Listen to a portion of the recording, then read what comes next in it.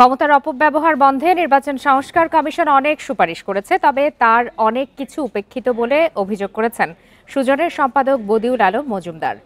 রাজনৈতিক দুর্বৃত্তায়ন বন্ধ না হলে জনগণ আবার রাস্তায় নেমে আসবে বলেও সতর্ক করেন তিনি। রবিবার সকালে রাজধানীতে এক সেমিনারে বক্তারা আরও আশঙ্কা করেন, আগের যে কোনো নির্বাচনের চেয়ে এবার কালো টাকার খেলা বেশি হবে।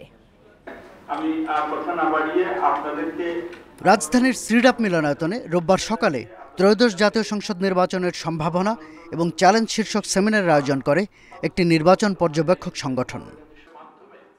আলোচনায় বাংলাদেশের বিপ্লবী ওয়ার্কার্স পার্টির সাধারণ সম্পাদক সাইফুল হক বলেন, নির্বাচনের আর মাত্র কিছুদিন বাকি। সরকার নিরপেক্ষতার পরীক্ষায় এখনও পাশ করতে পারেনি। আগের যে কোনো নির্বাচনের চেয়ে এবার কালো টাকার খেলা বেশি হবে বলেও আশঙ্কা করেন তিনি।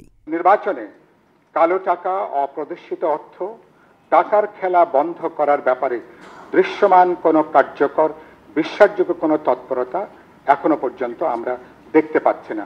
আগামী নির্বাচনে অতীতের যে কোনো নির্বাচনকে এটাকে ছাড়িয়ে যাওয়ার একটা আশঙ্কা ইতিমধ্যে তৈরি হয়েছে। সরকার এখনো সুষ্ঠু নির্বাচনের পরিবেশ তৈরি করতে পারেনি বলে অভিযোগ করেন এনসিপির যুগ্ম আহ্বায়ক সারোয়ার তুষার। নির্বাচন কমিশনকে গোয়েন্দারা রিপোর্ট করেছেন আরো 15-20 দিন আগে যে 67% ভোট কেন্দ্র এখনো পর্যন্ত ঝুঁকিপূর্ণ এবং চরম সহিংসতার আশঙ্কা প্রকাশ করেছে।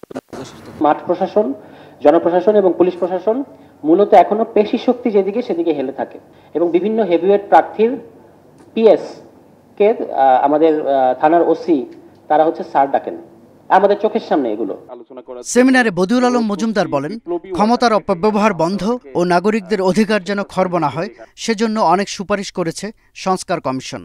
সুপারিশের অনেক কিছুই উপেক্ষিত থেকে গেছে বলেও আক্ষেপ করেন তিনি।